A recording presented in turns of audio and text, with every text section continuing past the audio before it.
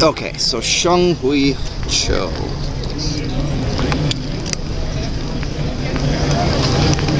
So in high school, he was getting some help, and because of the protections under the People with Disabilities Act, his teachers were not allowed to grade him down based on his disabilities, but rather had to provide alternative methods for his education. So instead of like cooperative group projects or presentations in front of the class, he would be engaged in private meetings or nonverbal presentations, stuff like that. So his grades looked really good, and he's very intelligent. He was a very intelligent guy, but just very socially maladjusted because he was so isolated within himself. And because of his good grades and his intelligence, he got into Virginia Tech, which apparently looks mainly at grades and SAT scores and doesn't focus as much on, like they had an optional essay. He submitted an essay, but it was a rather uplifting story about a mountain climber overcoming obstacles, although interestingly most of the obstacles that he faced were of his own making, so it was kind of man versus self type of essay. But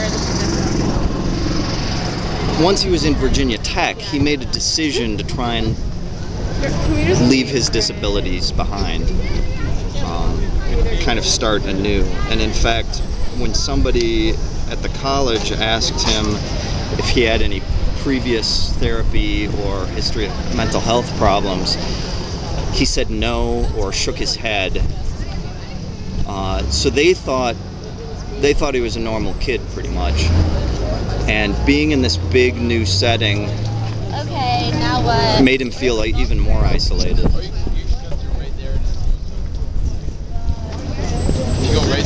His roommates thought he was odd, but he was withdrawn. And in fact, his roommates thought it was odd that he didn't play violent video games. During his college, he didn't play video games much at all, and when he was younger, the video games he tended to prefer were action games, things like Sonic the Hedgehog, not particularly violent, certainly not first-person shooters or like, dungeon crawlers, like types of things that most people associate with, violence. So anyways, so he felt very isolated in college, and this schism began to grow. He started speaking of his twin. He would do strange things like call his own room, and when his roommate would answer, he'd ask for Seung Hui. And when his roommate said, well, he's out, can I take a message? He would say, oh, just tell him ? Called. So yeah, I'm also a Gemini, so I can understand this twin trend. Feeling like your inner life is somehow separate, tandem to your outer life, your social life. And he certainly had emotions. There were girls he liked, which caused him problems because he didn't know how to talk to them. So he would communicate to them through notes or text messages, things like that, and that would just, kind of frighten them.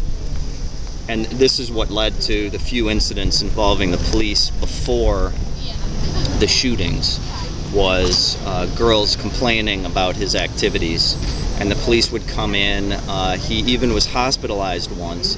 But the thing was, whenever he was called on something like this, he was very cooperative and peaceful and responsive. If they asked him, do you want therapy, he would say sure and go along with it.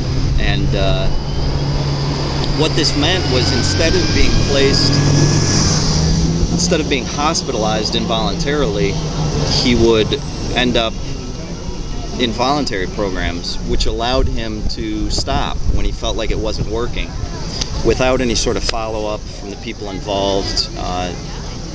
And in a school that big, he wasn't too concerned about. It was easy for him to fall through the cracks, and his therapists wouldn't follow up the following term or whatever. He kept having reoccurring problems with his teachers, but all of the flaws, the only flaws you can find in this report are flaws in communication between different departments in the school, between the school and the police, between the police and the mental health services. Anyways.